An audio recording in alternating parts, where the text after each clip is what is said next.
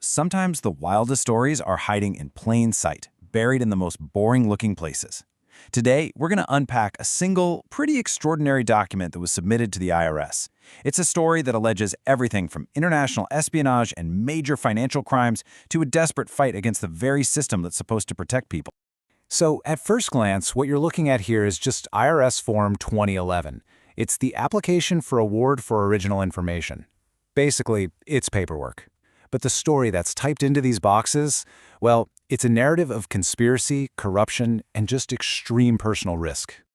The whistleblower's memo that went with the form gets right to it. I mean, look at that subject line. It does not pull any punches. Right from the get-go, this isn't just a tip about some tax fraud, it's being framed as a direct challenge to the entire whistleblower program itself.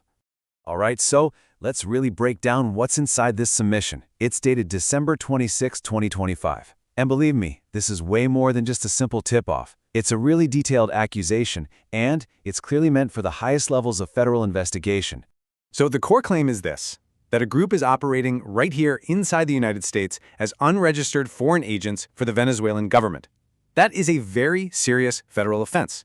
The whistleblower even claims that his information is coming from a 2024 leak from the Venezuelan intelligence database, SEBIN. And this alleged cell, it has a name. The document calls it the Majero Villamizar clan, and it goes on to detail the exact crimes they're being accused of. And wow, the accusations are incredibly specific. Right on the form, the whistleblower checked off some of the most serious financial crimes the IRS looks into. We're talking unreported income, hidden foreign accounts, and even money laundering. These aren't just minor mistakes. This points to a really sophisticated international financial operation.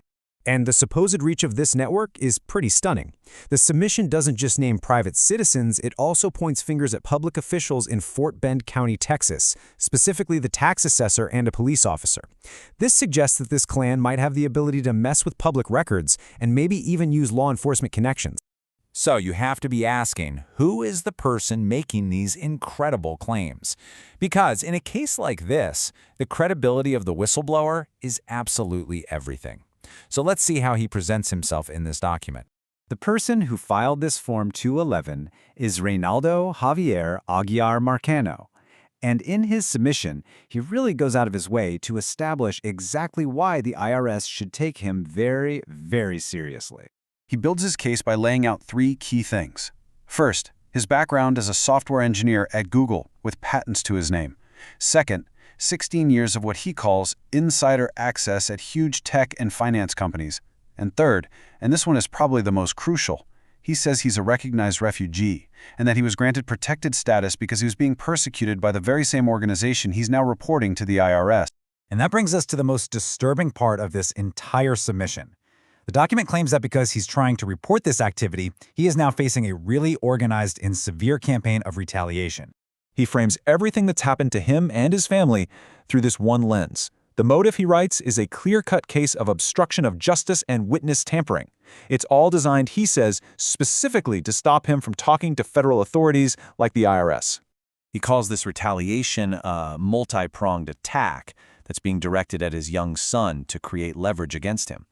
And the allegations are just extreme.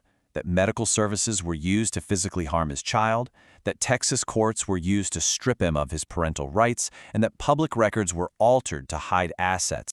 And he provides a specific timeline of these legal maneuvers that he claims were designed to shut him up. We're talking attempts to impose gag orders and what he calls a fraudulent court order that was gotten after the court didn't even have jurisdiction anymore. It really paints a picture of this ongoing, escalating effort to legally muzzle him. So, all of this, it brings us to the central conflict of the whole submission. It's not just about the alleged crimes anymore, but about whether the system that's designed to report them can even work under these kinds of circumstances. And here's the paradox. The IRS whistleblower office requires a physical, wet ink signature on the form, but Marcano claims that because of constant hostile surveillance, he can't safely use any mail service or show up in person to provide one. He's basically arguing that the very crime he's reporting makes it impossible for him to follow the rules for reporting it. It's a classic catch-22. So his solution was to provide this, a digital copy of his signature. And he makes a formal declaration under penalty of perjury that everything in the document is true, correct, and complete. He's essentially daring the system to accept it. And here is the final, incredible twist.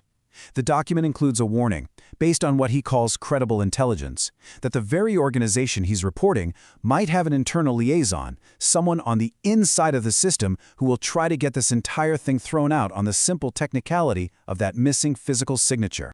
So this one single document becomes a cry for help, a huge accusation, and a direct challenge to a federal agency. It presents this scenario where the whistleblower process itself is allegedly being sabotaged from both the outside and the inside. And it forces us to ask a really tough question. What does a system do when its own rules might be the very thing that prevents justice?